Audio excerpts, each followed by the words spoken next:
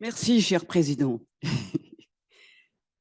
Au début de cette année 2023, deux rapports d'experts, celui concernant les frères Philippe et celui concernant Jean Vanier, ont créé une onde de choc.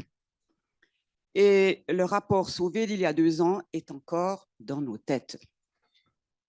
Ce 12 septembre, la publication du rapport du projet pilote sur les abus sexuels commis dans le contexte ecclésial par l'équipe de recherche de l'Université de Zurich a créé un véritable tsunami. Nous avons reçu en quelques jours plus d'appels qu'en une année habituelle. Ce rapport venait aussi confirmer ce que le groupe SAPEC dit tout haut depuis 13 ans. Les abus commis au sein de l'Église ne sont pas des cas isolés.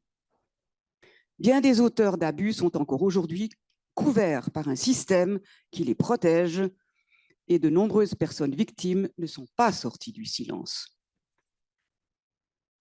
Actuellement, nous appellent à l'aide de plus en plus de personnes appartenant à d'autres églises aussi. Mais bien sûr, surtout des personnes concernées par des abus de conscience commis dans des communautés religieuses ou dans le cadre d'un accompagnement spirituel, et ceci dans le cadre de l'Église catholique. Ces abus ne sont souvent pas d'ordre sexuel, mais ils sont capables de détruire des vies. Et ce que je vous dis là, ce n'est pas du blabla. Ce que j'ai entendu ces dernières semaines dépasse ce que je pouvais imaginer en termes de souffrance, en termes de, comment dire, de prise sur les consciences. Et à mon avis, c'est gravissime. Ce qui est à la racine de toutes ces violences, dans toutes les sociétés d'ailleurs, c'est bien l'abus de pouvoir.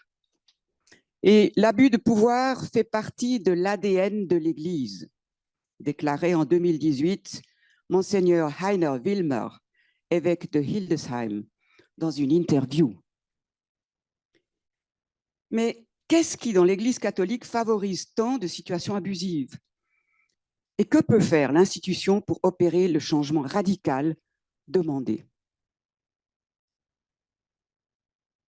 Mesdames et messieurs, nous vous proposons aujourd'hui 5 angles d'approche pour examiner la réalité des abus de pouvoir. Premièrement, que se passe-t-il au juste dans une relation d'emprise? Comment fonctionne un abuseur? Qui est susceptible de se laisser prendre? Et comment faire pour sortir de cette relation toxique quand on est sous emprise? Ce sera l'angle d'approche de Madame le docteur Marie-Noëlle Tardy. Deuxièmement, qu'y a-t-il de spécifique dans l'emprise en milieu religieux? Le professeur Laurent Lemoine traitera de ce sujet. En tant que psychanalyste, aumônier d'hôpital psychiatrique et prêtre, je crois qu'il a vraiment des choses intéressantes à nous dire. La question qui me vient spontanément, c'est celle de la formation dans les séminaires ou dans les instituts religieux. Le pape François n'a-t-il pas déclaré, mais oui, il l'a dit, écoutez bien, nous créons de petits monstres. Comment les prêtres, les religieux, les agences pastoraux sont-ils formés à l'écoute, à la relation d'aide, à l'accompagnement spirituel, au respect des consciences? Troisièmement, pour les personnes victimes d'emprise dans la société civile, comment obtenir reconnaissance et réparation quand on est cassé intérieurement? Qu'est-ce que la justice pénale peut fournir en termes de reconnaissance des torts subis et quelles sanctions pour les coupables? Maître Joël Derame-Roudlov répondra à cette question dans son intervention.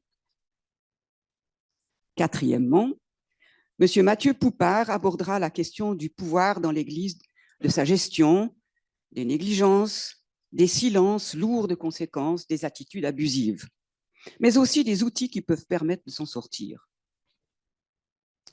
La 5e intervention concernera le droit canonique. Madame le professeur Astrid Kapchin répondra aux questions d'un membre du groupe SAPEC sur les attentes des victimes face au droit interne de l'Église. En clôture de ce colloque, et ce sera la cerise sur le gâteau.